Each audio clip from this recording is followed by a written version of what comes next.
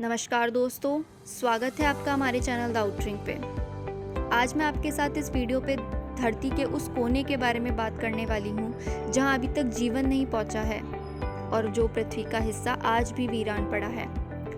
लेकिन उससे पहले अगर आपने हमारा चैनल अभी तक सब्सक्राइब नहीं किया है तो अभी जाइए और हमारे चैनल को सब्सक्राइब कीजिए and don't forget to hit the bell icon for regular notifications.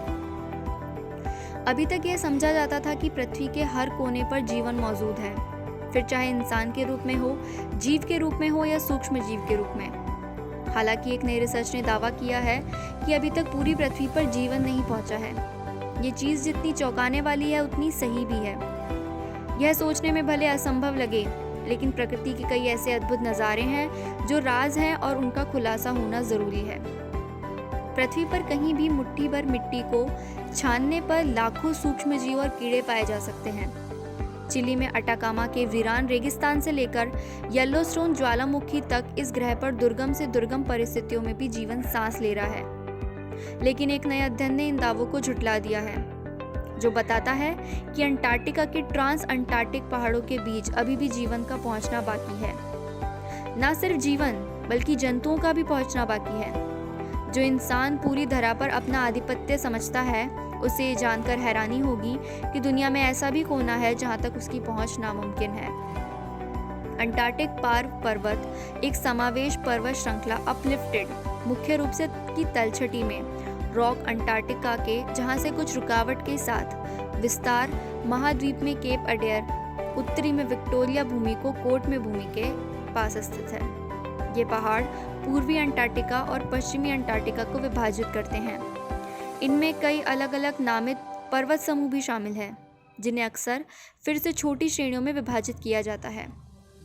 Range को पहली बार 1841 में जेम्स क्लार्क रॉस ने देखा था, जिसे बाद में उनके सम्मान में रॉस आइस शेल्फ नाम दिया गया था।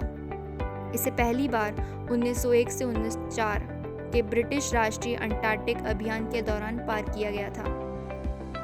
ब्रिघम यंग यूनिवर्सिटी और अमेरिका में कोलोराडो विश्वविद्यालय के शोधकर्ताओं ने इस सुदूर पर्वत श्रृंखला की यात्रा की। वैज्ञानिकों का मकसद इस बात की खोज करना था कि हजारों सालों में मिट्टी में जीवन कैसे विकसित हुआ है।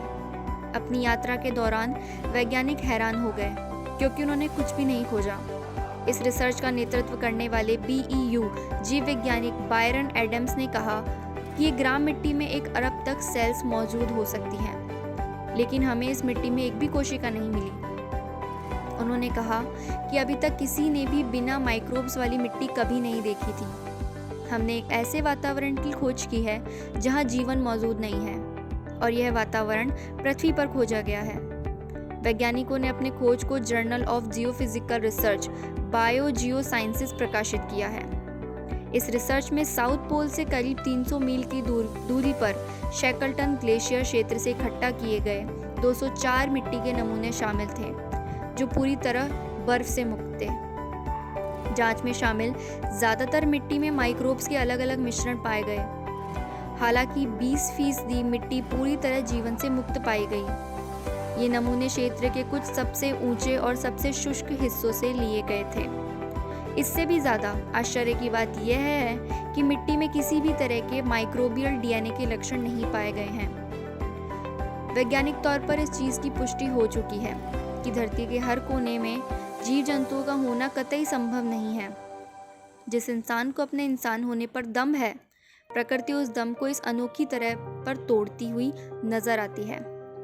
प्रकृति की इस प्रवृत्ति को इंसान जैसे देखना चाहे वैसे देख सकता है, लेकिन ऐसी ही कई अनोखी चीज़ें हैं जो इंसान को प्रकृति से छोटा बनाती है और बताती है कि इंसान आधुनिकता के बाद भी प्रकृति के सामने बौना नजर आता है। तो दोस्तों, आज के लिए बस इतना ही।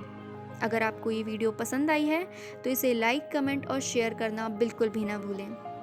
साथ ही देश विदेश की अन्य खबरों से जुड़े रहने के लिए देखते रहिए हमारा चैनल द आउटरिंग। धन्यवाद।